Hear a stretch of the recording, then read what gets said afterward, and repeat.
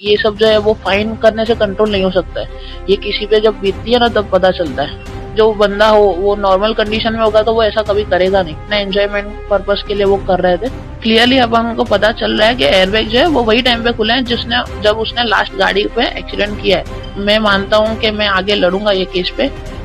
हम लोग रिफ्रेशमेंट के लिए निकले थे, मैं, मेरे भाई बहन और मेरे सोसाइटी के 2 लोग थे, हेमाली बेन पटेल जिनकी डेथ हो गई है अभी, और उनके हस्बैंड पूरब भाई पटेल जिनकी अभी क्रिटिकल कंडीशन है।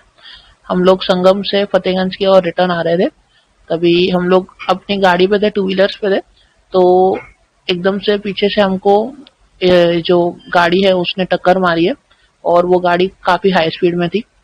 और मैं जब गिरा तो मेरी आंखें खुली हुई थी, और मैंने जो सीन देखा कि मेरे बाजू में जो चला रहे थे ना वो गाड़ी, उनकी गाड़ी बहुत उसने जोर से टकराई है और पीसीस पूरे हवा में उड़ रहे हैं गाड़ी के, और वो हस्बैंड वाइफ भी काफी इंजर्ड हुए थे। और ये आप सीन पीछे बैठे थे गाड़ी में किधर? नहीं, मैं 2 व्हीलर चला रहा था।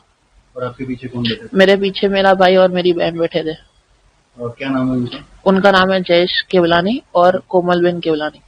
देखो, इनको जो है रोकना चाहिए, क्योंकि ये सब जो है वो फाइन करने से कंट्रोल नहीं हो सकता है। ये किसी पे जब बीतती है ना तब पता चलता है। कभी भी किसी के बीतती है तभी चीज पता चलती है। तो फाइन करना एक सॉल्यूशन नहीं है। उसके ऊपर अगर कड़क कार्रवाई होगी, उसके ऊपर कड़क एक्शन होगा ना, स्ट्रिक्ट एक्शन, तो पता चलेगा कि उन लोग को कि हमने क्या किया है। बाकी फाइन करने से कुछ नहीं हो सकता है। आपको किधर किधर इंजरी है, और आपके साथ जो आप पीछे बैठे थे उनका हालत अभी कैसा है? मेरे पीछे मेरे भाई बहन बैठे थे, उनकी, मेरे भाई को 2 पैर में फ्रैक्चर है, और मेरी बहन को भी पैर में फ्रैक्चर आ गए, और मुझे एल्बो में यानी राइट हैंड में फ्रैक्चर है, और स्टिचेस आए हैं, पैर में फ्रैक्चर है, और मुंह पे थोड़े स्क्रैच आ गए। और जिस तरह गाड़ी में से उतरने के बाद उसने वन मोर राउंड करके वीडियो वायरल हो रहा है काफी सोशल मीडिया पर, किस तरह देख रहे हो? वो ब्रदर जो है वो रक्षित चौरसिया, वो फुल्ली एंजॉयमेंट के मूड में लग रहे हैं, और इंटॉक्सिकेटेड भी है वो। यानी हम बोल नहीं सकते कि वो क्यों ऐसा कर रहे हैं, क्योंकि अगर कोई जो बंदा हो वो नॉर्मल कंडीशन में होगा तो वो ऐसा कभी करेगा नहीं। तो ये जो है वो इंटॉक्सिकेटेड स्टेट में है, और अपने एंजॉयमेंट पर्पस के लिए वो कर रहे थे। वो जैसे कि बोल रहे हैं कि मुझे अनदर राउंड करना है, और ऐसे सब। और एयरबैग खुलने के बाद दिखा नहीं आया। देखिए, पहले तो ये जो है ये वर्टस गाड़ी है, और वर्टस गाड़ी की जो सेफ्टी रेटिंग्स है वो बहुत अच्छी आती है, तो 60 to 70 की स्पीड पे इतना इम्पैक्ट गाड़ी में नहीं आ सकता है। और दूसरी बात, एयरबैग की आप बोल रहे हो, तो एयरबैग की जो है उनकी पहले से ही एयरबैग डिप्लॉय नहीं हुए। अभी मैंने न्यूज में पढ़ा था, न्यूज में देखा था कि वो ऐसा बता रहे हैं कि मेरे एयरबैग पहले से ही खुल गए थे एक स्कूटी से टक्कर लगने के बाद, फिर पूरब भाई के साथ और आगे एक्सीडेंट हुआ है।